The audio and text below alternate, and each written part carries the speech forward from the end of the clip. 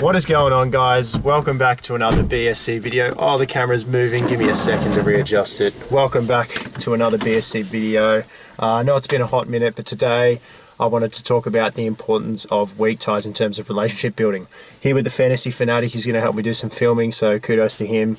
I'll link the Fantasy Fanatic website in the description in case you missed the last video. Here's a little snippet of the last video for you as well. Yeah, sure enough, I've gone ahead and made my own website, fantasy-fanatic.com, weekly content. Even if you're not a fantasy fan, you know, there's a bit of banter in there. So make sure you get around him, even if you're just a casual fan. Lots of funny stuff on there.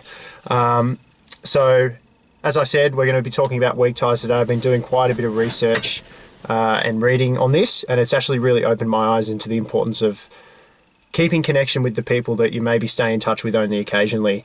You know, they can be important for several reasons that I will discuss in the video. Anyway, in terms of the weather, Mother Nature's really turning it on here in Canberra, so we're going to head outside. We're going to get things going out there, so we'll meet you out there. Let's go. All right, first of all, I wanted to talk about what weak ties are in case some of you don't know what they are. So, in the context of relationships and relationship building, weak ties are essentially those relationships you have with people that involve less contact, less commitment, less time, and obviously less effort. You kind of just contact or see them every now and then. Now, I also thought for context it'd be good to talk about, on the contrary, strong ties. So these people, they're your inner circle, the people you regularly vibe with, talk shit with, and you share a lot of awesome experiences with as well. Visually, as you can see on the screen here, you've got your inner circle of strong ties. They're represented by the smiley faces here, and the weak ties are represented by the fire emojis on the outer ring. So as we know, in networks of people, there are infinite connections. You know, there'd be different lines drawn to weak and strong connections and all that sort of thing. But to keep it simple for this video, I just wanted to show you that your strong ties are your regular connections and your weak ties are your not so regular connections. Let's go.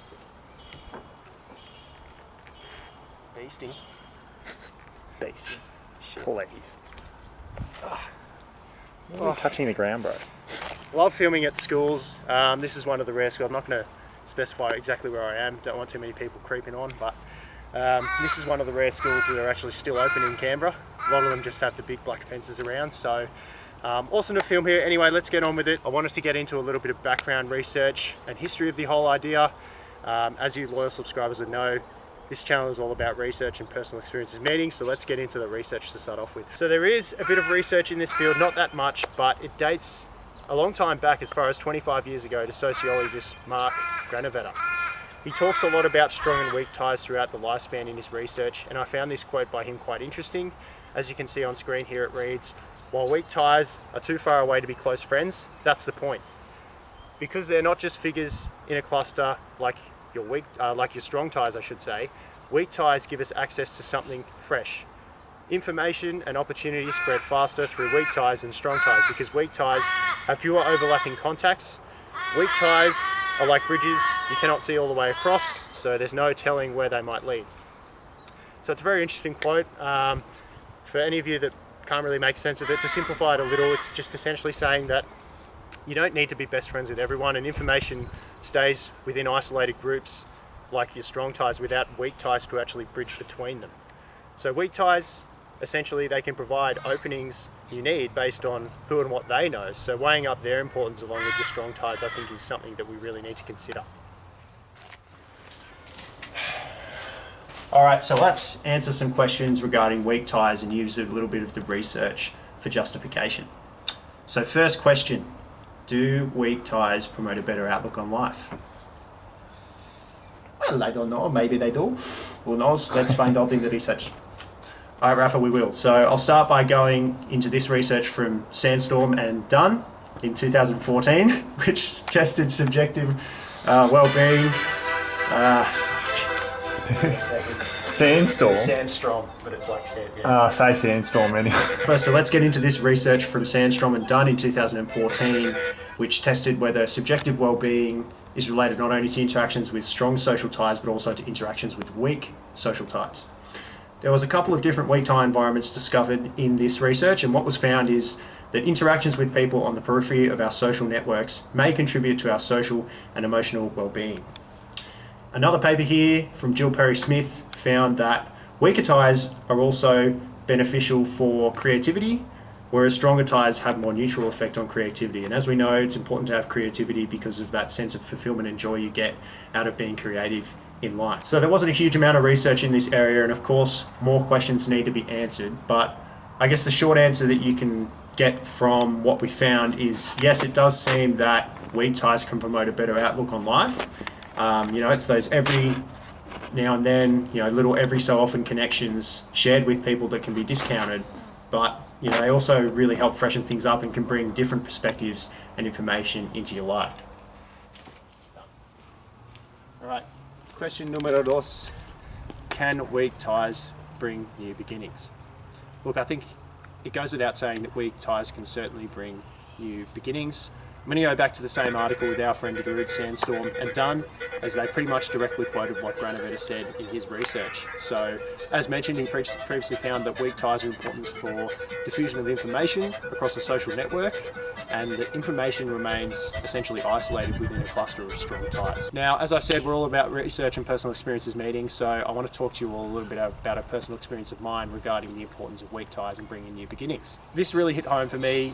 This time last year, I was literally really struggling to find a job. Just out of uni, ready to make a meaningful mark in the sporting industry. I graduated a sporting degree. I was ready to make my mark on the industry. I just couldn't get my foot in the door though. COVID and all different reasons, you got people up against me. It made it really tricky to actually break my foot into the door. Applied everywhere, all over Australia, even internationally. And after about 30 or so job applications and a couple of interviews, an opportunity popped up within an organisation where I had an acquaintance. So I'd worked with this person indirectly for about 6 months. I didn't really know who they were that much, but it's those little good impressions that you make with those weak ties. Clearly, that was a significant factor as to why I actually ended up getting the job and employed by them. It's the old saying of who you know, not what you know, and the possibility for new beginnings are clearly endless. If you have a few of those weak ties, because they can actually lead you onto new beginnings that you never think possible, because you don't really know much about them, they don't know that much about you, but if they have ties with different people that can push you in different directions, then it can have a big difference on your life. Alrighty, final question of the day. Should you prioritise weak ties over strong ties? It's a really interesting question. I don't necessarily think you should prioritise one or the other. You've just got to realise the benefits of having connections of varying levels in life. So obviously, as we've discussed, creating weak ties can promote emotional and social well-being, creativity, and provide more avenues to take in life based on the range of different people that you know and they might know. Strong ties, obviously you cannot forget that these people, they're your inner circle. They're your main network of support, your motivation, and probably one of the biggest things is that they believe in you, and that usually unconditional support can push us to get to highs that we never thought possible. And all those strong connections, they genuinely care about you, and there's a lot of give and take in those relationships, You rely on them and they rely on you. So to simplify that, essentially, I think you should spend time building your strong ties and a strong support network. But you should also not forget that those more distant connections can help you get places in life as well and provide a lot of different perspectives that can have a really big impact on your life too. Alrighty guys, with all that being said, I think we're going to wrap the video up here. Hopefully gave you a little bit of an insight into the importance of people in your life with varying connections. It's not just important to have people in your immediate support network, but also people beyond that, because they can open you up to new different beginnings that you never thought possible and provide a lot of different perspectives, freshness, creativity, and even emotional and social well-being, as we saw in the research. Now, if you did enjoy the video, you know what to do. Go ahead, give it a big thumbs up. Make sure you click subscribe and also turn post notifications on so that you don't miss videos like these and many more. And make sure you check out the back catalogue as well. I've got a bunch of different videos on a lot of different subjects that are quite interesting. So feel free to check out those, because my regularity of posting here on YouTube is somewhat impacted based on my full-time work at the moment, which is fine. I'm at peace with it. It is what it is, but I'll keep trying to post maybe once a month from here. That's probably the most realistic thing that I can do for you guys. So really hope you enjoyed the video. Really appreciate your support, and I can't wait to see you in the next video. Peace. Fella's been watching as well. What's going on, bro? Give the video a thumbs up, check it out, alright? I've had some pretty bad luck with kangaroos in terms of support for the BSC videos channel previously. Big fella, like, comment, subscribe to BSC videos, yeah? All right, I mean, at least he's not shaking his head, he's thinking about it, so that's good. Might have one more loyal subscriber on top of the 25 I already have. Let's go!